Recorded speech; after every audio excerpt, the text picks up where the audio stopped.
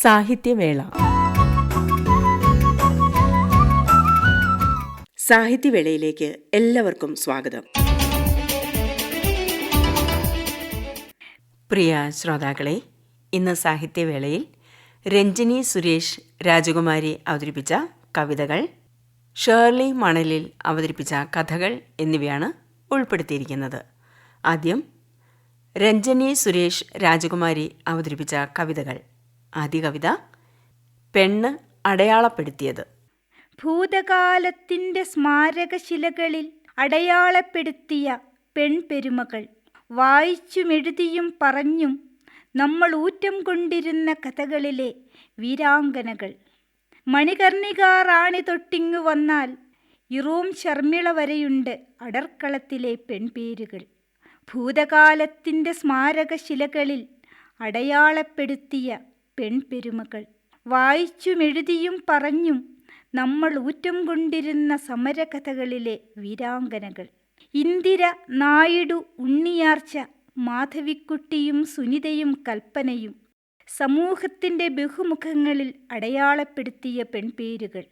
ചെങ്കോലേന്തിയോർ, ഭരണചക്രം തിരിക്കുവോർ, അക്ഷരപ്പൂക്കളം തീർത്തവർ, ആകാശം കാൽക്കീഴിലാക്കിയോർ. ചെങ്കോലേന്തിയോർ, ഭരണചക്രം തിരിക്കുവോർ, അക്ഷരപ്പൂക്കളം തീർത്തവർ, ആകാശം കാൽക്കീഴിലാക്കിയോർ. ഈ കഥകൾ പരിചിതരായ നിങ്ങൾ നിങ്ങളോടൊപ്പം കനൽ വഴി താണ്ടിയവളെ ചേർത്തുവച്ചോ? ഈ കഥകൾ പരിചിതരായ നിങ്ങൾ നിങ്ങളോടൊപ്പം കനൽ വഴി താണ്ടിയവളെ ചേർത്തുവച്ചോ? നിങ്ങളിലെ നിങ്ങളെ അറിഞ്ഞവളെ, കൊടും വേനലിൽ തപിച്ചിട്ടും ആദ്യമെത്തുന്ന ചാറ്റൽ മഴയിൽ മഴവില്ല് തീർത്തവളെ. കൊടും വേനലിൽ തപിച്ചിട്ടും ആദ്യമെത്തുന്ന ചാറ്റൽ മഴയിൽ മഴവില്ല് തീർത്തവളെ. 10 മാസം തവം ചെയ്തു നേടിയ പുണ്യം, അസ്ഥികൾ നുറുങ്ങുന്ന വേദന സഹിച്ചും നിങ്ങൾക്കായി പുഞ്ചിരി തൂകിയോളെ. 10 മാസം തവം ചെയ്തു നേടിയ പുണ്യം, അസ്ഥികൾ നുറുങ്ങുന്ന വേദന സഹിച്ചും നിങ്ങൾക്കായി പുഞ്ചിരി തൂകിയോളെ. അവളില്ലായ്മയിൽ അറിഞ്ഞു തുടങ്ങും അവളുടെ അടയാളപ്പെടുത്തലുകൾ. അവളില്ലായ്മയിൽ അറിഞ്ഞു തുടങ്ങും അവളുടെ അടയാളപ്പെടുത്തലുകൾ. വറ്റി വരണ്ട മിഴികൾക്കപ്പുറം അവൾ കാത്തുവെച്ച സ്നേഹക്കടൽ. എഴുതാൻ വൈകിയ കവിത പോലെ അവൾ നിങ്ങളെ ചൂഴ്ന്നു നിൽക്കും. നോക്കുന്നിടത്തെല്ലാം അവൾ ഓർമ്മകൾ പൂത്തു നിൽക്കും. എഴുതാൻ വൈകിയ കവിത പോലെ അവൾ നിങ്ങളെ ചൂഴ്ന്നു നിൽക്കും. നോക്കുന്നിടത്തെല്ലാം അവൾ ഓർമ്മകൾ പൂത്തു നിൽക്കും. അലമാരിയിൽ ഇസ്തിരിയിട്ട് മടക്കിയ വസ്ത്രങ്ങളിൽ, അടുക്കളയിൽ നിങ്ങളുടെ ഇഷ്ടങ്ങളെ അവൾ സൂക്ഷിച്ച അച്ചാർ ഭരണികളിൽ, പലഹാരപാത്രങ്ങളിൽ നിങ്ങളോട് സമരസപ്പെട്ട് ഇഷ്ടങ്ങൾ മറന്നുപോയ ഒരുവളുടെ അടയാളപ്പെടുത്തലുകൾ.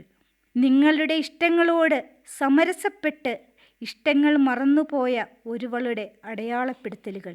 അന്നു മുതൽ സ്നേഹിച്ചു തുടങ്ങണം നിങ്ങളവളെ. അത് കണ്ട് മാനത്തൊരു നക്ഷത്രം പുഞ്ചിരിക്കുന്നുണ്ടാവും. അന്നു മുതൽ സ്നേഹിച്ചു തുടങ്ങണം നിങ്ങളവളെ. അത് കണ്ട് മാനത്തൊരു നക്ഷത്രം പുഞ്ചിരിക്കുന്നുണ്ടാവും. തുടർന്ന് ഓർമ്മക്കരിന്തിരി.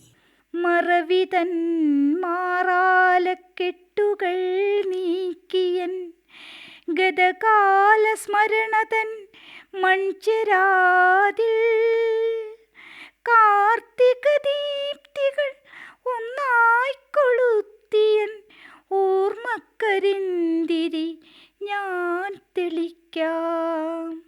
മറവിതൻ മാറാലക്കെട്ടുകൾ നീക്കിയൻ, ഗതകാല സ്മരണതൻ മൺചെരാതിൽ, കാർത്തിക ദീപ്തികൾ ഒന്നായി കൊളുത്തിയൻ ഓർമ്മക്കരിന്തിരി ഞാൻ തെളിക്കാം.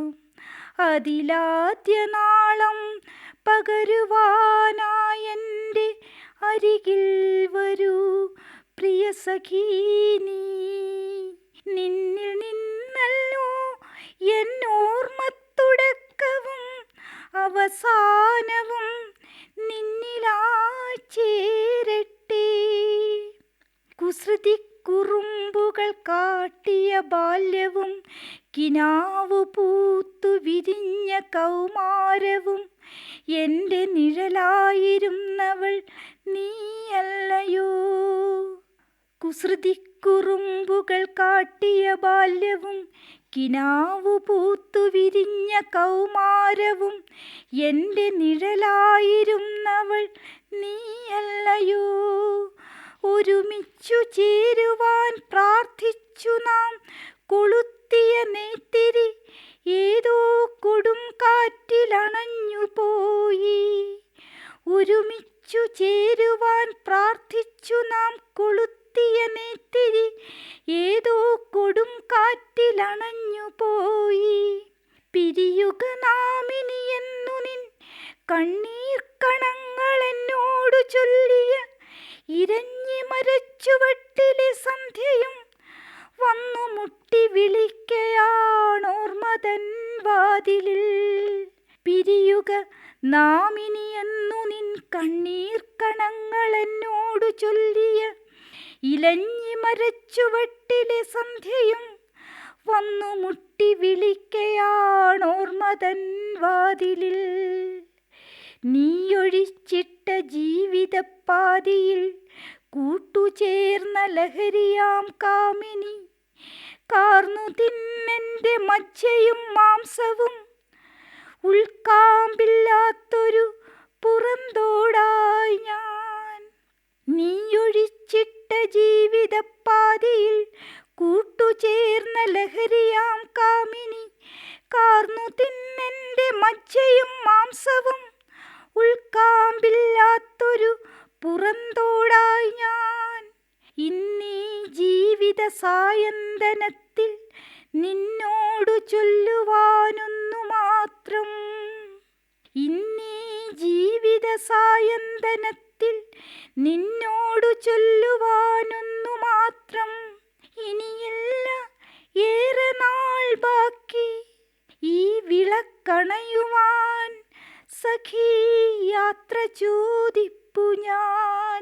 ഇനിയില്ല ഏറെ നാൾ ബാക്കി ഈ വിളക്കണയുവാൻ സഖീ യാത്ര ചോദിപ്പു ഞാൻ. അവസാനമായി കവിയാണ് ഞാൻ. കവിയാണു ഞാൻ എന്നു ചൊല്ലി സ്വയം തീർത്ത ദന്തഗോപുരത്തിലിരിക്കുന്നു ഞാൻ. ചുറ്റും നടക്കുന്നതൊന്നും അറിയാതെ ജാലകമഞ്ചുമടച്ചിരിപ്പാണു ഞാൻ. കവിയാണു ഞാനെന്നു ചൊല്ലി സ്വയം തീർത്ത ദന്തഗോപുരത്തിലിരിക്കുന്നു ഞാൻ. ചുറ്റും നടക്കുന്നതൊന്നും അറിയാതെ ജാലകമഞ്ചുമടച്ചിരിപ്പാണു ഞാൻ.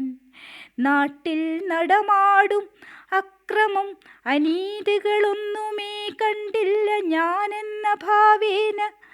അക്ഷികൾ പൂട്ടിയിരിക്കുന്നുവെങ്കിലും ചൊല്ലിടുന്നു സ്വയം കവിയാണു ഞാൻ, മഹാകവിയാണു ഞാൻ.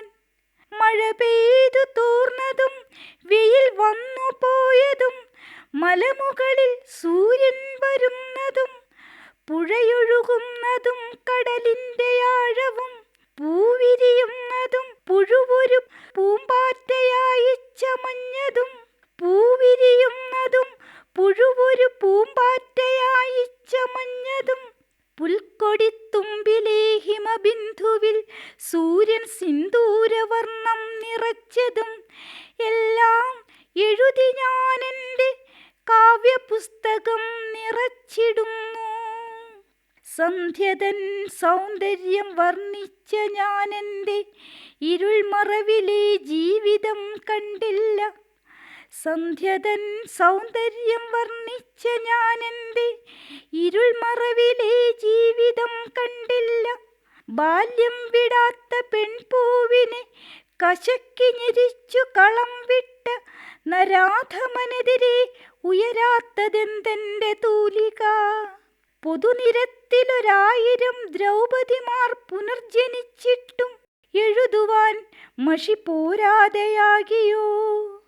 ഏകദൈവമതെന്നു ചൊല്ലിയിടിലും പലതായി കണ്ടതിൻ പേരിൽ കലാപം കുറിച്ചു വെന്തു വെണ്ണീറാവുന്നതും പിന്നെ പലായന ദുരിതപർവം താണ്ടി ഒരു ജനതമേവുമ്പോഴും ഏകദൈവമതെന്നു ചൊല്ലിയിടിലും പലതായി കണ്ടതിൻ പേരിൽ കലാപം കുറിച്ചു വെന്തു വെണ്ണീറാവുന്നതും പിന്നെ പലായന ദുരിതപർവം താണ്ടി ഒരു ജനതമേവുമ്പോഴും ഒരു വാക്കുപോലും ഉരിയാടാത്ത ഞാനും ചൊല്ലുന്നു കവിയാണു ഞാൻ. അപ്രിയ സത്യം ചവച്ചു വിഴുങ്ങി നേരിൻ്റെ പടവാൾ മുനയൊടിച്ച്, അപ്രിയ സത്യം ചവച്ചു വിഴുങ്ങി നേരിൻ്റെ പടവാൾ മുനയൊടിച്ച്, പ്രകൃതിയെ വാഴ്ത്തിയും പ്രണയത്തെ വാഴ്ത്തിയും കവിയായ ഞാൻ വന്നു നിൽക്കുന്നിതാ.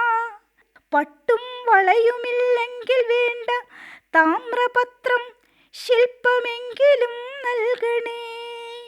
രഞ്ജിനി സുരേഷ് രാജകുമാരി അവതരിപ്പിച്ച കവിതകൾ കേട്ടല്ലോ. ഇനി ഷേർലി മണലിൽ അവതരിപ്പിച്ച കഥകൾ കേൾക്കാം. ആദ്യ കഥ ഇര.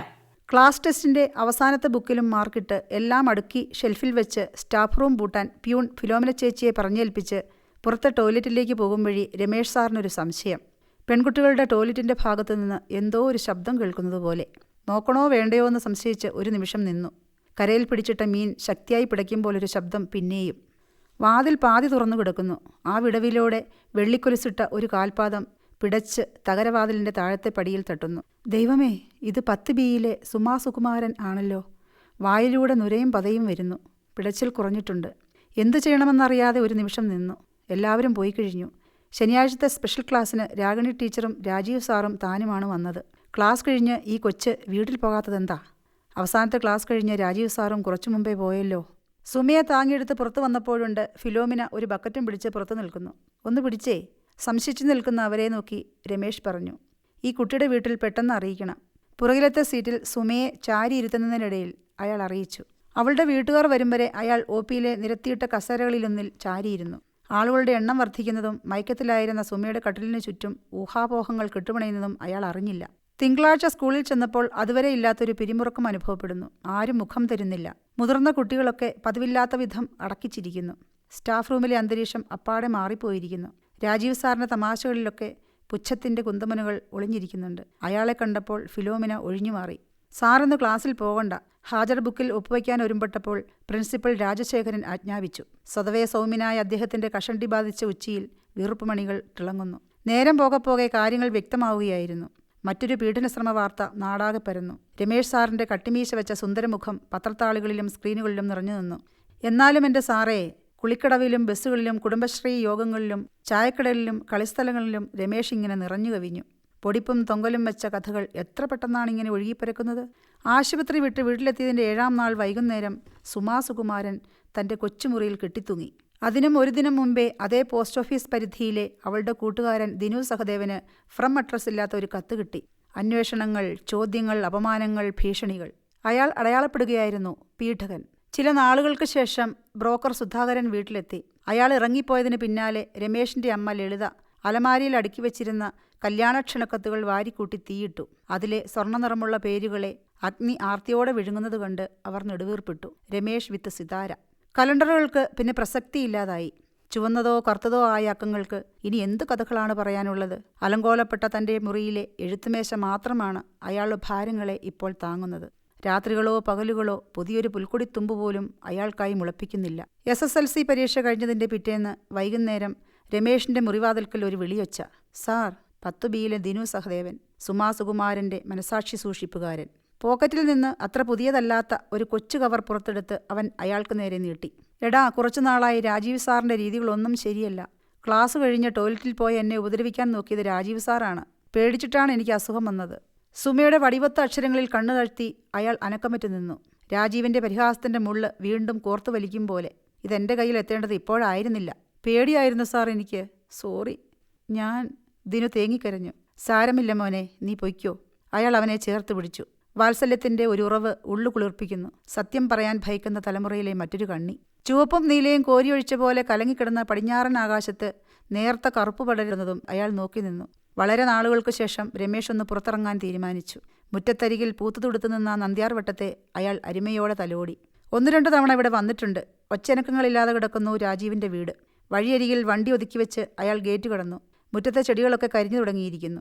ഗേറ്റിൻ്റെ അപ്പുറവും ഇപ്പുറവും രണ്ടു തരം ലോകങ്ങൾ. ഒന്ന് ഒച്ചകളുടേത്, മറ്റൊന്ന് അപാരമായ നിശബ്ദതയുടെ. എത്ര വിചിത്രമാണ് ഓരോന്നാലോചിച്ചാൽ. അരണ്ട വെളിച്ചത്തിൽ കോളിംഗ് ബെൽ അമർത്തി. കുറച്ച് നിമിഷങ്ങൾക്ക് ശേഷം അകത്ത് കാൽപെരുമാറ്റം കേട്ടു. പെട്ടെന്ന് തെളിഞ്ഞ സിറ്റൗട്ടിലെ വെളിച്ചത്തിൽ മയങ്ങിക്കിടക്കുകയായിരുന്ന വീട് ഒന്ന് ഞെട്ടിയതുപോലെ തോന്നി. പ്രസരിപ്പില്ലാത്ത അന്തരീക്ഷം. വാതിൽ തുറന്നിറങ്ങി വന്ന ശ്യാമ ഒരു നിമിഷം ചലനമറ്റു നിന്നു. എപ്പോഴും വൃത്തിയായി ഒരുങ്ങി നടന്നിരുന്ന അവളെ ഈ കോലത്തിൽ രമേശ് കണ്ടിട്ടുണ്ടായിരുന്നില്ല. കൺതടങ്ങളിലെ നിഴലും തേജസ്സറ്റ നോട്ടവും തൻ്റെ കണ്ണുകളിലെ ക്ഷീണം മൂലം തോന്നുന്നതായിരിക്കാം എന്നയാൾ സംശയിച്ചു. അവളുടെ പിറകെ അകത്തേക്ക് നടക്കുമ്പോൾ വീടിൻ്റെ മൗനം അയാളെ അലോസരപ്പെടുത്തി. അകത്തെ മുറിയിൽ കിടക്കയിൽ പറ്റിപ്പിടിച്ചൊരു വലിയ പല്ലിയെപ്പോലെ കിടന്നിരുന്ന മെല്ലിച്ച രൂപത്തിനു നേരെ ശ്യാമ കൈ ചൂണ്ടി. തലയിൽ ഒരൊറ്റ മുടിയില്ല. കവളെല്ലുകൾ ഉയർന്നു നിൽക്കുന്നു. ഉണങ്ങി വരേണ്ട ചുണ്ടിൻ കോണിലെ ആ കറുത്ത മറുകാണ് രാജീവിൻ്റെ സർട്ടിഫിക്കറ്റിലെ ഐഡൻറ്റിഫിക്കേഷൻ മാർക്ക് എന്ന് ഒരിക്കൽ സൗഹൃദ സംഭാഷണ വേളയിൽ അയാൾ നിലീന ടീച്ചറിനോട് പറയുന്നത് കേട്ടിട്ടുണ്ട്. നിലീന ടീച്ചർ ആ മറുകിലേക്ക് കൊതിയോടൊന്ന് നോക്കുന്നത് താൻ കണ്ടിരുന്നല്ലോ. രാജീവിൻ്റെ കൺതടങ്ങൾ നീർക്കുഴികളാകുന്നതും അവ നിറഞ്ഞു തൂവി രണ്ടരിവുകൾ പ്രത്യക്ഷപ്പെടുന്നതും രമേശ് നോക്കിയിരുന്നു. പോക്കറ്റിൽ നിന്ന് ആ കത്തെടുത്ത് ശ്യാമയെ ഏൽപ്പിച്ച് പോകാനെഴുന്നേറ്റ അയാളുടെ മുഖം അവൾ കൈത്തലങ്ങൾ കൊണ്ട് ചേർത്ത് പിടിച്ചു. അപമാനത്തിൻ്റെ ചൂടിൽ പൊള്ളിയ ചുണ്ടുകളിൽ അമർത്തിച്ചുംബിച്ചു. ശ്യാമയുടെ അരക്കെട്ടിൽ ചുറ്റിപ്പിടിച്ച് വാതിൽ കടക്കുമ്പോൾ രമേശ് ഒന്ന് തിരിഞ്ഞു നോക്കി. ഇതിലപ്പുറം ഒരു പ്രതികാരവും ബാക്കിയില്ലെന്ന് അയാൾ ഓർത്തു. ലാസ്റ്റ് സ്റ്റേജാണ്. ഇനി ഒന്നും അവശേഷിക്കുന്നില്ല. തുടർന്ന് ബാസ്റ്റഡ്. ടാപ്പിംഗ് കഴിഞ്ഞ് റബ്ബർ പാൽ നേർപ്പിച്ച് ഫോമിക് ആസിഡ് ആവശ്യത്തിന് കൂട്ടിയിളക്കി ഡിഷിലൊഴിച്ച് ഉറകൂടാൻ വെച്ച് തലേന്നടിച്ച ഷീറ്റുകൾ പുകപ്പുരയിലെ അഴയിൽ ഒന്നുകൂടി തിരിച്ചിട്ട് ഇറങ്ങിയപ്പോഴേക്കും വെയിലിന് ചൂടുപിടിച്ചിരുന്നു. തലയിൽ കെട്ടിയ തോർത്തെടുത്ത് മുഖവും കഴുത്തും അമർത്തി തുടച്ച് തോട്ടപ്പയർ തഴച്ചു വിടർന്ന തോട്ടത്തിൻ്റെ അതിരിലെ കയ്യാലപ്പുറത്ത് ഇത്തിരി നേരം ഇരിക്കാമെന്ന് വെച്ചു ജോസപ്പൻ. ഇത് പതിവാണ്. ഇവിടെ ഇരുന്നാൽ താഴെ ഇരവിഴുങ്ങിയ പാമ്പിനെപ്പോലെ മയങ്ങിക്കിടക്കുന്ന ടാറിട്ട റോഡും വല്ലപ്പോഴും മാത്രം ഇഴഞ്ഞുകയറി വരുന്ന വണ്ടികളും കാണാം. ഈ കയ്യാലക്കെട്ടിനെ തൊട്ടുരുമ്മി വളവ് തിരിയുന്നിടം വലത്തുവശത്ത് തയ്യൽക്കാരി ശോശാമ്മച്ചേടത്തിയുടെ വീടിൻ്റെ അടുക്കളപ്പുറത്തെ അഴയിൽ അലക്കിയ തുണികൾ വിരിക്കുന്നു ജൂലിയ. കഴിഞ്ഞ കർക്കിടകത്തിലാണ് അവളുടെ അപ്പൻ വർഗീസച്ചായൻ വെള്ളമടിച്ച് ഇടവഴിയിൽ ഉരുണ്ടുവീണ് കല്ലിൽ തലയിടിച്ച് മരിച്ചത്. അല്പപ്രാണിയായിരുന്നു. +2 കഴിഞ്ഞ് അമ്മയുടെ കൂടെ തയ്യൽ ജോലിയിൽ ഏർപ്പെട്ടിരിക്കുകയാണ് അവൾ. 2 കറവപ്പശുക്കളുമായി അത്യാവശ്യം തയ്യലുമൊക്കെയായി വലിയ അല്ലലൊന്നുമില്ലാതെ കഴിഞ്ഞുകൂടുന്നുണ്ട്. വൈകുന്നേരം പുല്ല് ചെത്താൻ അമ്മയുടെ കൂടെ പോകുന്ന അവൾ ഇടം കണ്ടിട്ട് തന്നെ നോക്കുന്നത് അവൻ കാണാറുണ്ട്. ഒച്ചുകളം ഉറങ്ങിക്കിടക്കുന്ന വീടിൻ്റെ ഊഷരതകളിൽ തളർന്നു മയങ്ങുമ്പോൾ വീശുന്ന കുളിർക്കാറ്റാണ് അവനെ സംബന്ധിച്ച് ആ ഒളിനോട്ടം. എന്തെങ്കിലും കഴിക്കാമെന്ന് കരുതി വീട്ടിലെത്തിയപ്പോഴുണ്ട് കോരവല്യപ്പച്ചൻ വീടിന് പിന്നാമ്പുറത്ത് ഒരുക്കിയിട്ടിരുന്ന കുഴിയിൽ ഏത്തവാഴക്കന്നുകൾ ഇറക്കി വയ്ക്കുന്നു. മുരടനക്കം കേട്ട് ഒന്ന് തിരിഞ്ഞു നോക്കി പണി തുടർന്നു. അധികം ആരോടും മിണ്ടുന്നത് കണ്ടിട്ടില്ല. എന്തെങ്കിലും ചോദിച്ചാൽ കഷ്ടിച്ച് മറുപടി പറഞ്ഞാലായി. അടുക്കളയിലേക്ക് നടക്കും വഴി അമ്മയുടെ മുറിയിലേക്കൊന്ന് എത്തി നോക്കി. രാവിലെ തന്നെ കുളി കഴിഞ്ഞിട്ടുണ്ട്. അവിടവിടെ വെള്ളി തെളിഞ്ഞു നിൽക്കുന്ന നീണ്ട മുടിയിഴകൾ പുറത്ത് ചിതറിക്കിടക്കുന്നു. അമ്മ ചിരിക്കുന്നത് കണ്ടിട്ടില്ല. വല്ലപ്പോഴും മുഖമുയർത്തി ഒന്ന് നോക്കും. കൺതടങ്ങളിൽ എന്തൊക്കെയോ സങ്കടങ്ങൾ ഉറഞ്ഞുകൂടി കരിനീലച്ചു കിടക്കുന്നു. മുഖത്ത് നോക്കാൻ അമ്മ ഭയപ്പെടുന്നത് പോലെ ജോസഫിന് തോന്നിയിട്ടുണ്ട്. വെയിലാറും നേരത്ത് സാറാമ്മച്ചി അമ്മയെ വിളിച്ചുകൊണ്ടുവന്ന് കിഴക്കേപ്പുറത്തെ മുറ്റത്തരികിലിട്ട വലിയ കല്ലിലിരുത്തും. മുടി ചിക്കിക്കൊടുക്കും. ഇരുട്ട് വീഴും മുമ്പ് മുറിയിലെത്തിക്കും. വല്ലാതെ നിറം മങ്ങി അടർന്നു തുടങ്ങിയ ഭിത്തിയിൽ വിരൽ കൊണ്ട് അദൃശ്യ ചിത്രങ്ങൾ വരയ്ക്കുന്ന അമ്മയെ ചങ്കുപൊടിയുന്ന സങ്കടത്തോടെ എത്രയോ തവണ ജോസഫൻ നോക്കി നിന്നിട്ടുണ്ട്. ചില നേരം മേൽക്കുരയിലേക്ക് ഇമ വെട്ടാതെ നോക്കിക്കിടക്കും. കൺകോണുകളിൽ നിന്ന് 2 അരുവികൾ പിൻകഴുത്തിനെ നനച്ചിറങ്ങി തലയണയിൽ ലയിക്കും. വല്ലപ്പോഴും ഇളയമമാർ വരുമ്പോൾ മാത്രമാണ് സാറാമ്മച്ചിയുടെ ശബ്ദം പോലും തിരിച്ചറിയുന്നത്. തിരിച്ചറിവായ കാലം മുതൽ ജോസപ്പൻ ഈ കൊച്ചു വീടിൻ്റെ നിശബ്ദതയെ തൊട്ടറിയുന്നുണ്ട്. ആത്മബന്ധങ്ങളുടെ വളരെ ദുർബലമായ കണ്ണികളാൽ കോർത്തു വയ്ക്കപ്പെട്ടവർ അതിനുള്ളിൽ അനാഥത്വം പോലൊരു തീവ്ര വേദന അനുഭവിക്കുന്നുണ്ടെന്ന് തോന്നും. എല്ലാവരും ഉണ്ടായിട്ടും ആരുമില്ലാത്തവരെന്ന വൈരുദ്ധ്യം. ഏതോ അരുതായ്മകൾ ഈ കൊച്ചു വീടിനെ പ്രകമ്പനം കൊള്ളിക്കുന്നതുപോലെ. കളിക്കുന്നതിനിടെയുണ്ടായ വാക്കുതർക്കം മൂത്തപ്പോൾ തന്തയില്ലാത്തവനെ എന്ന് വിളിച്ച് അജയനെ പിടിച്ചു നിർത്തി ചെകിട്ടത്ത് 2 എണ്ണം പൊട്ടിച്ച് 12ാം ക്ലാസ്സിൽ നിന്ന് ഇറങ്ങിപ്പോന്നതാണ്. പിന്നീട് ദാമോദരൻ മുതലാളിയുടെ റബ്ബർ തോട്ടവും പുകപ്പുരയുമൊക്കെയായി ലോകം. ടാപ്പിംഗ് കഴിഞ്ഞുള്ള സമയം കിട്ടിയ ജോലികളെല്ലാം ചെയ്തു. കഴിയുന്നത്ര വീടിൻ്റെ ഇരുട്ടിൽ നിന്ന് അകന്നു നിൽക്കാൻ ശ്രമിച്ചു. ദിവസങ്ങൾ കഴിയുന്തോറും അമ്മയെ ചതിച്ചവനെ കണ്ടുപിടിക്കണമെന്ന ചിന്ത കൂടി വന്നു. അയാൾ ആരായിരുന്നാലും തൻ്റെ അപ്പനാണെന്ന തോന്നലുണ്ടാവാതിരിക്കാൻ ആർദ്രതകളുടെ എല്ലാ ഉറവുകളും അവൻ തുടക്കത്തിൽ തന്നെ അടച്ചു കളഞ്ഞു. റബ്ബർ തോട്ടത്തിലെ കരിയിലകൾക്കുമേൽ പോക്കുവെയിൽ പതുങ്ങിക്കിടന്നു. അടിവാരത്ത് നിന്ന് കാർത്തിക ട്രാവൽസ് ഇഴഞ്ഞും വലിഞ്ഞും കയറി വരുന്നു. വെളുപ്പിന് 4:30 കോട്ടയം പോയി വരുന്ന വഴിയാണ്. 1.5 കിലോമീറ്റർ അപ്പുറം പാറക്കടവിൽ അവൾക്കും ജോലിക്കാർക്കും ഇനി വിശ്രമമാണ്. വെയിൽ മങ്ങിത്തുടങ്ങി. ഇവിടെ കാത്തിരിക്കാൻ അജയൻ പറഞ്ഞിട്ടുണ്ട്. അന്ന് വഴക്കിട്ട് പിരിഞ്ഞെങ്കിലും ഇന്ന് ജോസഫിന് മിണ്ടാനും പറയാനും അവനേയുള്ളൂ. സൗഹൃദത്തിൻ്റെ ഇത്തിരി മധുരം അവനിൽ ഇപ്പോഴും കിനിയുന്നുണ്ടെന്ന് ജോസഫൻ തിരിച്ചറിഞ്ഞിരുന്നു. അല്ലെങ്കിലും ഒറ്റപ്പെടലിൻ്റെ അങ്ങേ തലയ്ക്കിൽ നിന്ന് വിരൽ നീട്ടുന്നവനെ മറ്റാരേക്കാളും വിശ്വസിക്കാമെന്ന് അവൻ എപ്പോഴോ മനസ്സിലാക്കിയിരുന്നു. അജയൻ വന്നപ്പോഴേക്കും ഇരുട്ടി തുടങ്ങിയിരുന്നു. ആകാശം നക്ഷത്രങ്ങളൊന്നുമില്ലാതെ മൂടിക്കിടന്നു.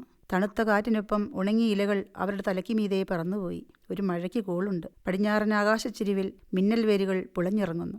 എന്താടാ, നിനക്ക് എന്തെങ്കിലും പറയാനുണ്ടോ? എന്തിനാ ഇവിടെ കാത്തിരിക്കാൻ പറഞ്ഞത്? 3 ബാറ്ററി ലൈറ്റ് അവൻ അജയൻ്റെ മുഖത്തേക്ക് തെളിച്ചു. ഒന്നുമില്ലടാ. പിന്നെ ഒന്നുമില്ല. അവനെന്തോ ഒളിക്കുന്നത് പോലെ ജോസഫിന് തോന്നി. അടുത്തിരുന്നെങ്കിലും അവർ 2 തരം ലോകങ്ങളിലായിരുന്നു. മഴ ചാറാൻ തുടങ്ങിയപ്പോൾ അജയൻ എഴുന്നേറ്റു. വാ പോകാം. വഴി 2ആയി പിരിയുന്നിടത്ത് വെച്ച് അവൻ ചോദിച്ചു, നിന്റെ അപ്പനെ കണ്ടാൽ നീ എന്തു ചെയ്യും? സത്യത്തിൽ എന്താണ് അയാളെ ചെയ്യേണ്ടതെന്ന് ജോസഫിന് തീർച്ചയുണ്ടായിരുന്നില്ല. മൂകനായി നടന്നകലുന്ന ജോസഫിനെ നോക്കി അജയൻ തെല്ലിട നിന്നു. ഇന്നലെ രാത്രി അവൻ്റെ അച്ചച്ചൻ രാഘവൻ വെളിപ്പെടുത്തിയ ആ സത്യം ഉൾക്കൊള്ളാൻ അവന് കഴിഞ്ഞിരുന്നില്ല.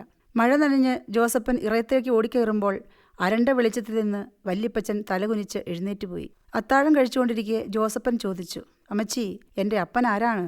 ശക്തമായൊരു കാറ്റിനൊപ്പം കറണ്ടുപോയി. ആ ഇരുട്ടത്ത് സാറാമ്മച്ചി ശ്വാസം അടക്കിപ്പിടിച്ചു. കഴിഞ്ഞ 20 വർഷങ്ങളായി ഈ ചോദ്യത്തെ അവർ ഭയപ്പെടുന്നു.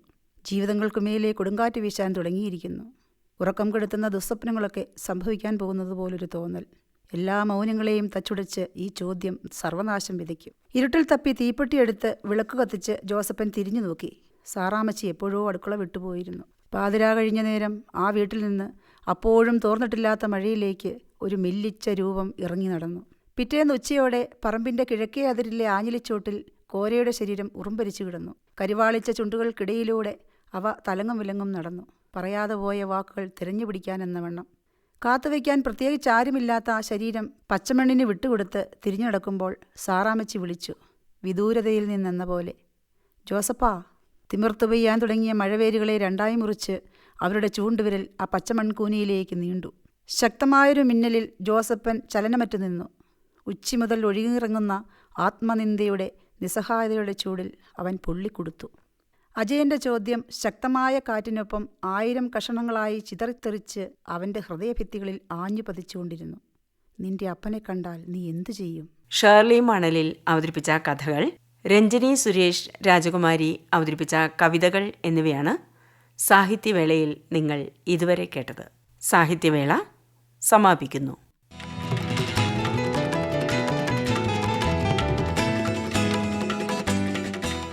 ഈ സാഹിത്യവേളയുടെ പുനഃപ്രക്ഷേപണം ശനിയാഴ്ച രാത്രി 8 മണിക്ക്.